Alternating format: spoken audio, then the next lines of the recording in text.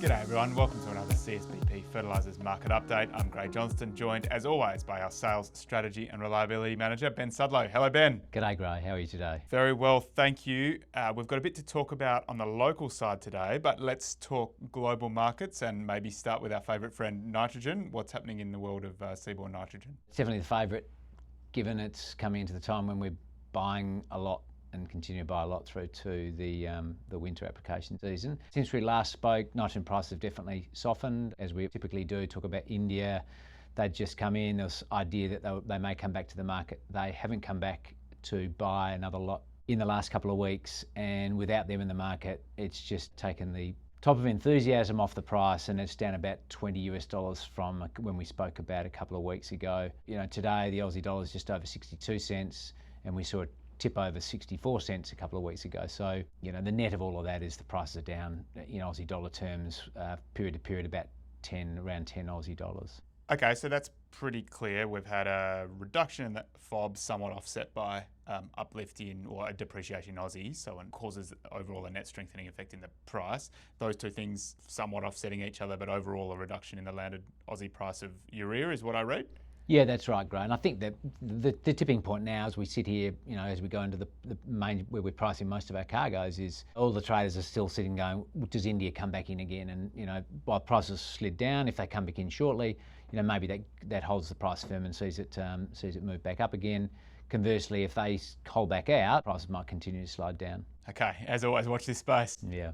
And we have been talking about UAN has been a little slow, but now is starting to follow the increases in the urea price that we saw over the last couple of months. Any further movement in UAN?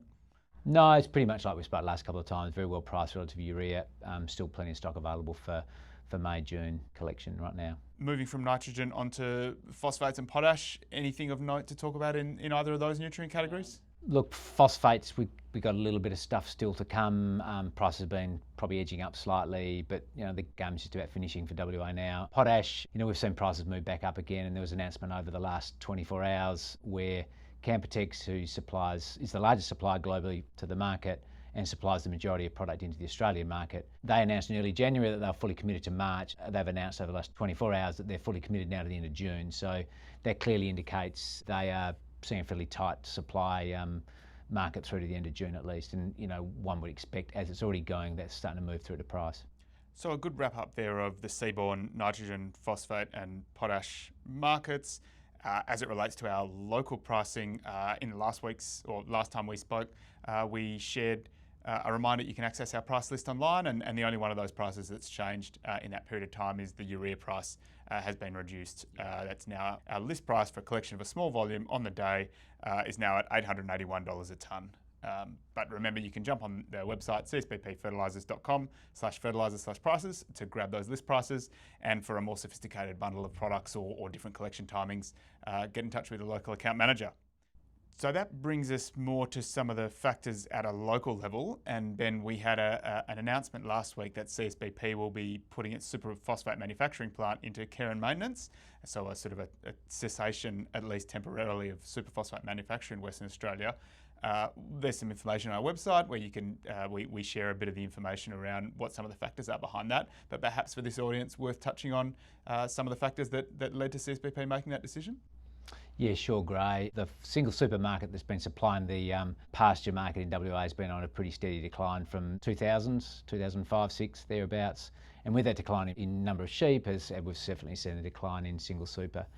That means that our plant, which was running many months of the year, has now been reduced and sort of only runs 4 or 5 months of the year. So that's really matching supply and demand.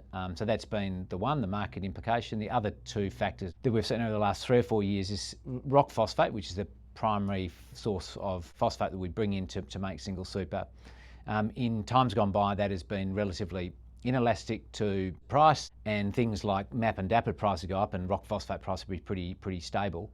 What has happened, not surprisingly to the people selling rock, that's not going to their own production, they've actually tried to capture some of that value. So when MAP and DAP prices are high, then the rock price moves up as well. So that disconnect had allowed super to be very competitively priced if you had a manufacturing plant, And in the last 4 or 5 years, that has now been reduced, and it's really changed the dynamic of how cost effectively you can make super in this market. So that's one part, which is the key feedstock for making single super, and the other one is sulfuric acid. Another large portion of our cost of production is sulfuric acid, and the dynamic in Western Australia with BHP Nickel West putting their plant into care of maintenance, they provided sulfuric acid in this market, supplied our single super plant. They've now put that into care of maintenance. That's now not available in the West Australian market, and then we have to move to an import model, and that fundamentally changes the cost of your acid coming into our plant. So those couple of things has changed our cost, and on a cost of making the product in Western Australia at a time when the market is declining as well. So a good summary of the factors that went into the decision. The upshot then for farmers who are looking to purchase superphosphate this season and the following season, can you share a bit of light on that? We've finished making super for the year, so we should have plenty of stock to meet the market this year, albeit we're seeing an uptick in demand this year, given there's a little bit more confidence in the pasture market than what we saw probably 12 months ago. That's a positive for now, but in the future we will then go to an import model. So we're looking now what our supply sources are to supply into end of 25 and into 26, and making sure we've diversified supply arrangements. It doesn't lead us to supply that maybe where there's greater sovereign risk or greater risk of non-supply, probably pointing particularly to China. And Upshot probably likely is also will be importing a granular product? The product available in the main from an import model is of a better quality than what we manufacture now. And the second thing, we'll liberate a whole lot of storage out of our storage shed as well by not having to make a whole lot of super and then store and then dispatch, but we can bring in shipments over a couple of, over 2, 3, 4 shipments, and that allows us to use our storage more effectively, which will improve our reliability of supply of single super and potash, but also improve our reliability of supply on things like cropping compounds and urea. Okay, but takeaway then is really good super availability still this season, and moving to that import model next year will improve the supply reliability across all our granular products from here on in. Exactly. Speaking of supply reliability then, we've talked a bit about birth movements and birth congestion. Over the last 6 months we've been doing this podcast, but then in particular we know that there's a birth shutdown coming up towards the end of this month. Any thing that farmers really should be aware of as it relates to congestion and product availability? Yeah, look, we've spoken about the time. It's the last week of March and the first week of April where the births shut in Kwinana. Everyone's trying to scramble to get ships in beforehand as well they can. Somewhat unlikely to make it through to the port shut. And as I said before, anything you can do to probably a little bit of your fertiliser on hand prior to that, just they'll be back up as the port reopens, and shippers will be waiting to get back on the berth after it opens again after the first week of April. And look, it really seems like that message has been getting through, whether it's that messaging or whether it's other reasons, but certainly we've seen an elevated level of collections of the cropping phosphates during February than we have in previous years. So really pleasing to see that momentum getting going, and certainly seems to be continuing. So CSBP's responded to that. We've got extended opening hours till 10 p.m. here in Kwinana, and opening up Saturday mornings as well. So some good opportunities there for people to get moving and start collecting product. Anything else we should be covering then, Ben? We've talked the global market, we've talked a bit about the decision to put the super plant into care and maintenance, and getting moving on collecting product here so it's ready on hand in the local market. Any other topics in fertiliser we should be covering? One quick one, Gray. Granular ammonium sulphate, that ship is arriving back into this week. We'll have product available for dispatch by Monday next week. So that's Dispatch X Kwinana, and then we'll have product available at the Outer Works over the next couple of weeks' time. That's right, yep. Beauty. Okay, we've covered all the main nutrients there, and on that bombshell, we'll wrap it up. So thank you again, Ben. Cheers, Gray. Thank you all out in Fertiliser World. We'll see you again soon. Bye-bye.